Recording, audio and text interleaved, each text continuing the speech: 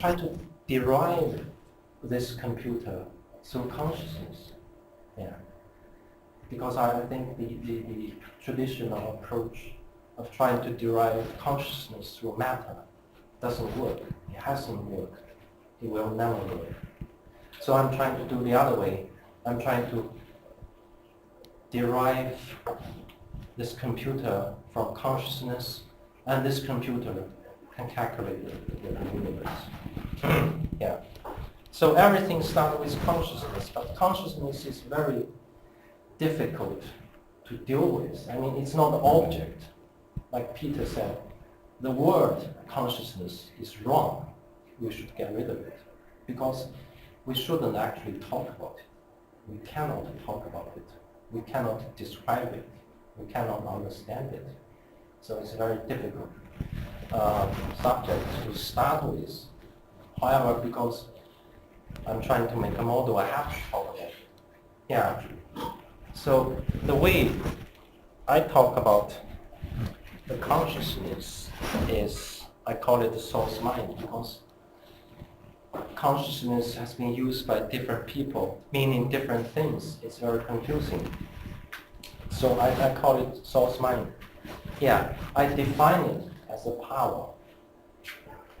The potential power to conceive, to perceive, and to be self-aware.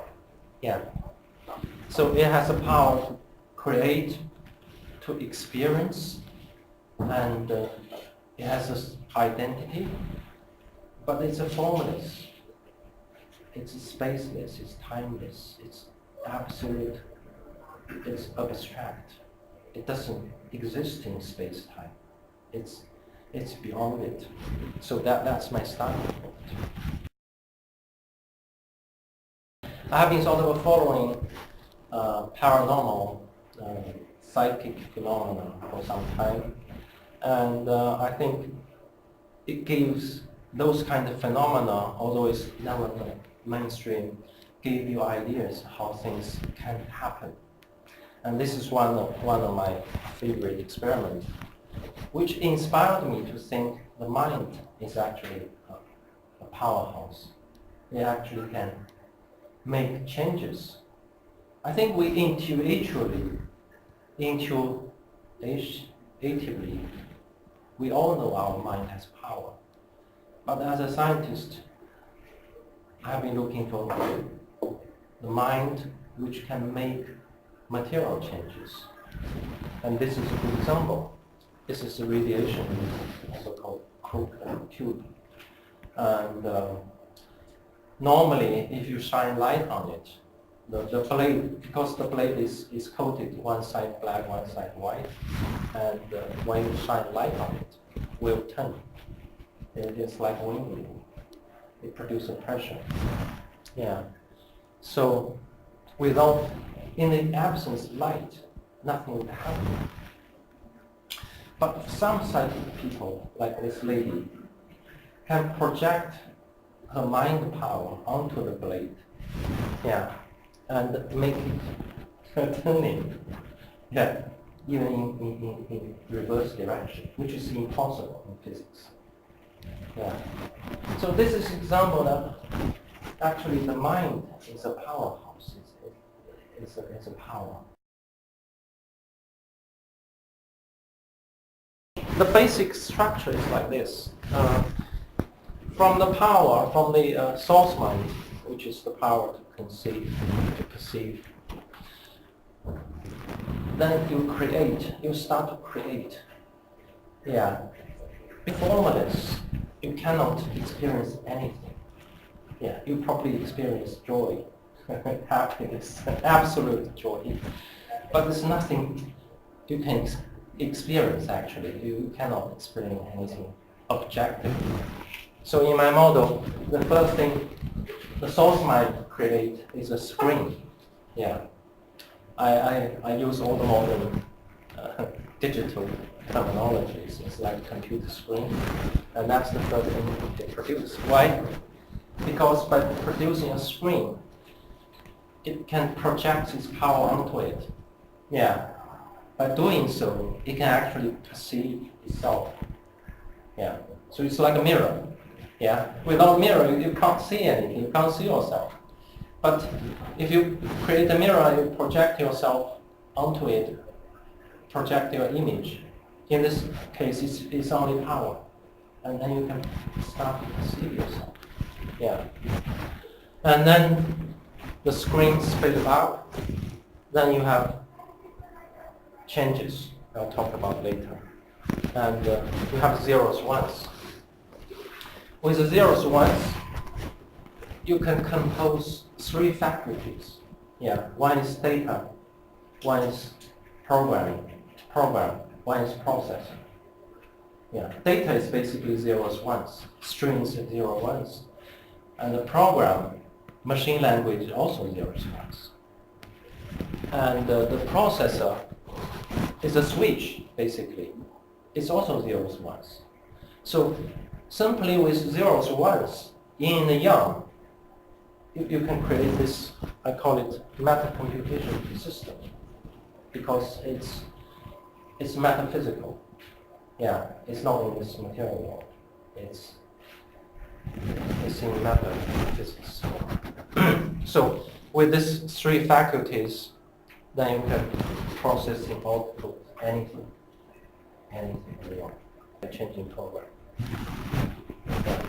So in Taoist term, this is called Tao gave birth to one, one gave birth to two, two gave birth to everything.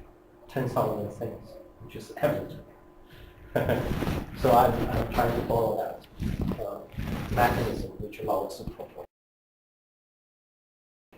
So the property of the screen, I define it as one unit size, which is totality, which is the concept of existence, actually, represented as a screen, but it's absolute abstract concept of existence, actually. Yeah. So here has 1 pixel of projected power.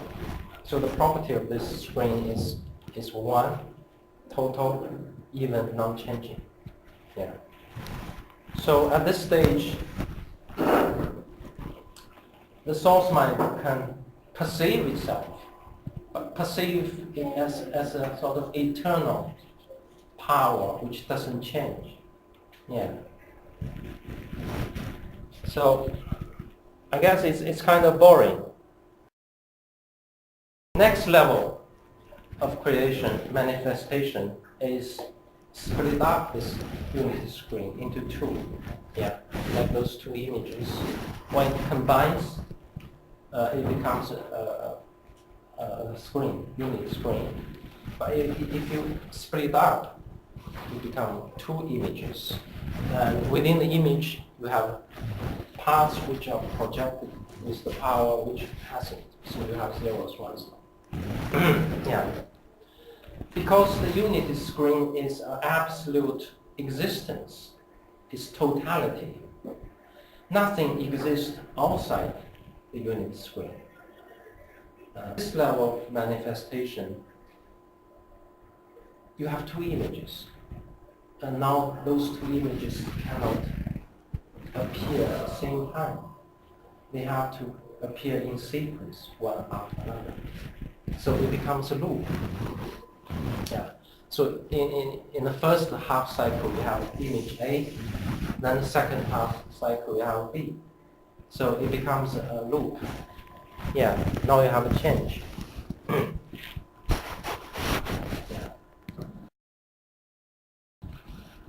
So I introduce an important concept here, which is called the present moment. Now, yeah, I define it as one switching cycle of those squares. Yeah. So in the unity screen, you have this alternating switching action, and the time which it takes to travel one cycle, I call it the present moment, which is the size of the unit screen. Yeah. So at this level of manifestation, you have a clock which with the present moment is 1 unit, and you have a clock speed is 1 cycle per unit. So at the second tier of manifestation, basically you obtain the clock. Yeah. Compare with the unity screen, which is unchanging. Now you have change. Yeah. By the way, this has nothing to do with Nazi. This is Windows. Yeah. I think it fits in well with the change. It's kind of changing. So it's a dynamic. Now, the manifestation manifests itself as change. It's more interesting. Back to the screen. We divided once, we obtained those two images, yeah? And each of those squares can be divided further each time. So according to the formula, every time you divide, you have a reduced present moment, which is blue line there, and you have increased clock speed. Yeah. Because you create a lot more cells, you can use cells as memory to remember zeros, ones. Yeah. So you have this memory, you have these switches in the present moment, and you have a present moment, and you have a clock. Yeah. So if you divide the screen sufficient number of times, you can derive all those three faculties. They are all made of zeros, ones.